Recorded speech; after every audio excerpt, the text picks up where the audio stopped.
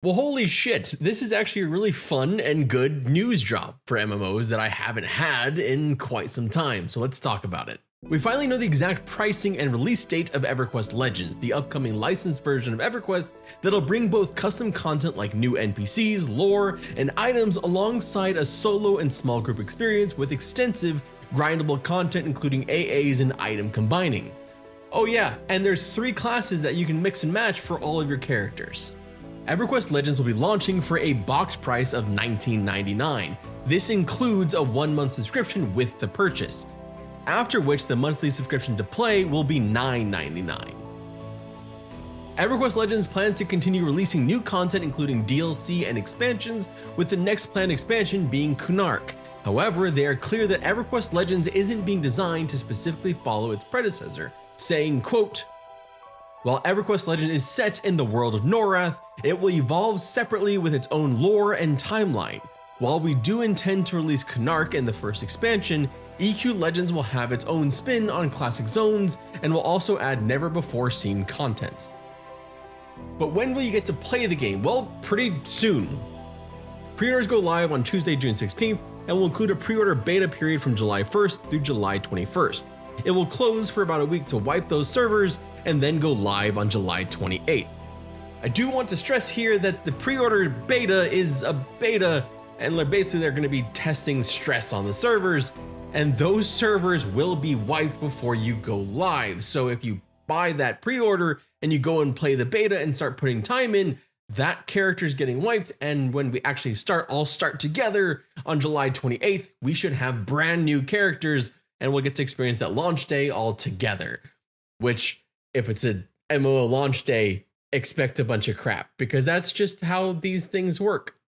I don't know if this will be different, but historically, every MMO launch is always terrible. So probably don't take off work.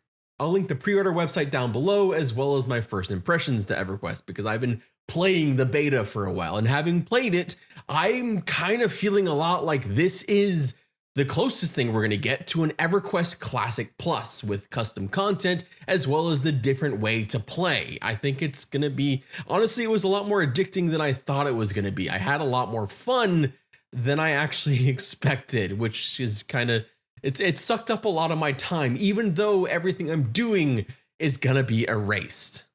But Everquest Legends isn't the only MMO that we're going to be getting to play on larger scale soon. Stars Reach, the Raph Cosser from Ultima Online and Star Wars Galaxy fame, MMO where you can manipulate and dig and create and build through various sci-fi planets, alongside arcade combat with systems inspired by none other than Star Wars Galaxies and a little bit of Everquest Landmark, is coming to early access. We don't have an exact date, but it's set for sometime this summer, so soon. I expect we'll have more news soon, as Raph Cosser was at the Summer Game Fest talking to news outlets and creators. I'm mixed on this. I've played Stars Reach and I had a good time, but I felt like it lacked some depth at the time when I was playing it, and it had quite a few performance issues, so I don't know if it's fully ready for an early access. But there's another game that we're going to talk about in a bit that may have been less ready. So we're actually going to see in the coming probably months if this is actually ready for this prime time. But I'm hoping that it does well, and I'm hoping that they're going to be able to do a bunch, and they've talked of having a lot of updates before actually going to early access. They've been hard at work with lots of different things, including an entirely new build system for how you're going to build things in the game. But if there's one thing I think we can be sure of, we can actually be very harsh on MMOs in early access, even if they cost $10, as if they took 13 years to come out to early access. Let's talk about Camelot Unchained. Camelot Unchained has finally released into early access after 13 years, and it's not been received well. Its Steam reviews currently sit at mostly negative, with only 36% of the 238 reviews at the time of writing being positive. Mark Jacobs, the studio lead for the game, has responded with what sounds a whole lot like the reason people were concerned about the game in the first place. This isn't actually the Camelot Unchained they worked on for 13 years. It's new. He said, quote, "For 13 years, we've certainly been working on an engine, certainly on the other game that angered so many people, and we've had Camelot, but this is a new Camelot." Certainly there were things we cut out, things we changed, but we haven't been working on that for 13 years. I don't know if this is good. He goes on to talk about how a lot of other companies do this as well, like Blizzard, and how they go through reiteration projects and stuff like that. And basically this is true. I mean, the part of the issue is with these open development MMOs, you get to see how the sausage is made, see how long things are going in development, see the starts and stops, see the things getting added in and taken out, see things being rebuilt. But I think with Camelot Unchained specifically, a lot of the concern that people had was that they were funding an engine and not a game, because they went on to do things with that engine. I mean, it had an entire PvE game that they tried to launch and then closed. So I think that's part of why this answer might actually be more upsetting to some people than, make them feel good about the direction of the game, because they weren't funding an engine, they were funding an MMO. He goes on to say that they're not making excuses, but the game will do large-scale PvP battles better than anyone else. The top list that he went through of the most common feedback was emptiness and oversized maps, lack of mob density, lack of guidance, lag in performance, gathering and crafting being too slow, and time to kill being too swift. There are plans to address these issues, but it'll need to be done soon. This is my worry with a game that puts PvP at its forefront. You can only rely on your large-scale PvP battles so much before the rest of the game starts to feel bland and hollow. I think Crowfall is a really good example of this. Crowfall had fun combat and fun PvP, and then everything else felt tacked on and not really there. And then we saw Crowfall launch and then immediately go away.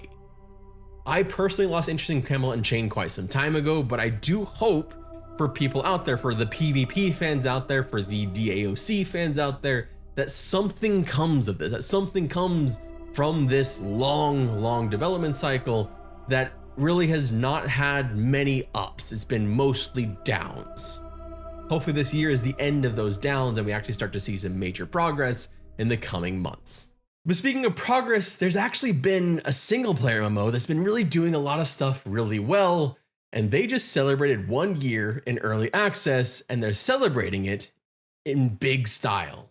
Single player simulated MMO Erenshor, the indie RPG that charmingly recreates the MMO experience with NPC players, is now celebrating 1 year since launch into early access on Steam. The big way they're celebrating is by adding in raids. Raids are coming to Erenshor in the summer. There'll be 4 raids with 20 plus bosses, and they're balanced around a max level 35 with ascension levels, which are similar to Everquest AAs. If you weren't familiar, Erenshor is inspired by Everquest.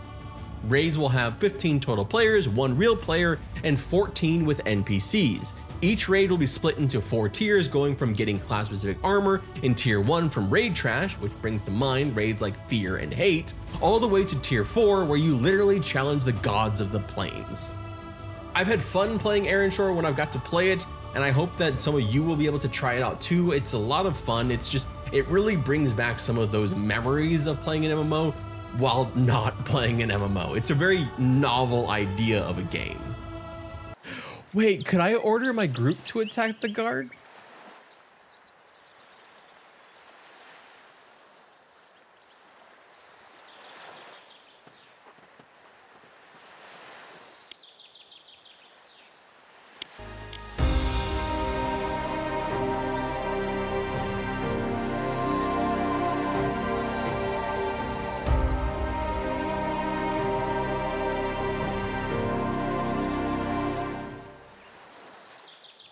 What have I done? Hello there.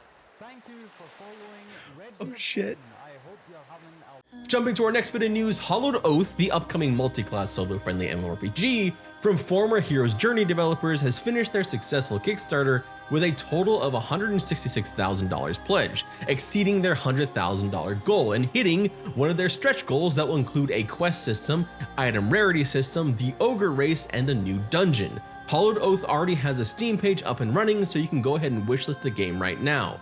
Hollowed Oath has about 19 or so people listed on the website working on the game currently. It's a game that will have 3 classes that you'll mix and match, and you'll go and play a lot of it solo. It's meant to be a more casual but still grindy type of MMO, and they're pretty consistent with how they've been updating their news and all their disclosures and things on their website. So if you really want to follow the game, I would definitely recommend checking out their website because they're very, very up to date.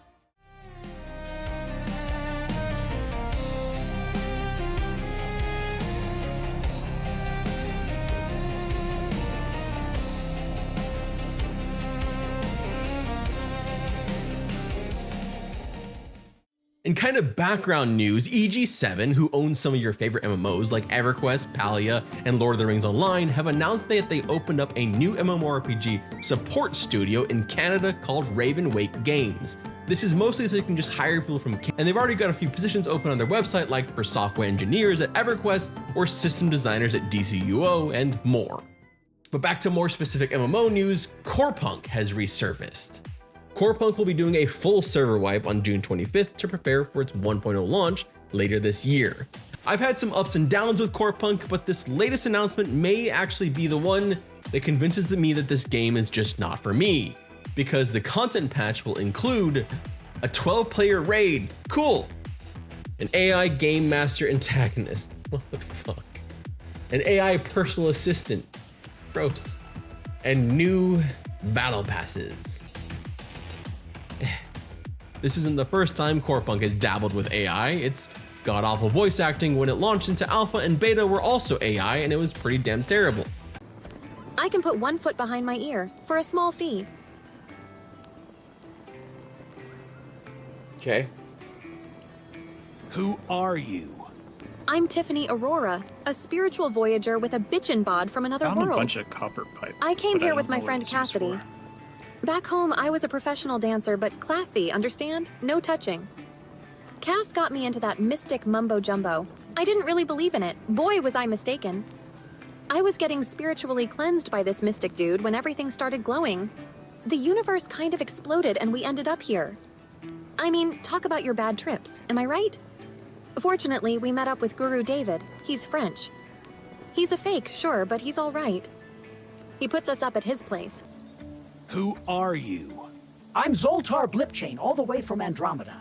I'm a blockchain enthusiast revolutionizing farming. Call me the Aaron Dusk of agriculture without the tweets.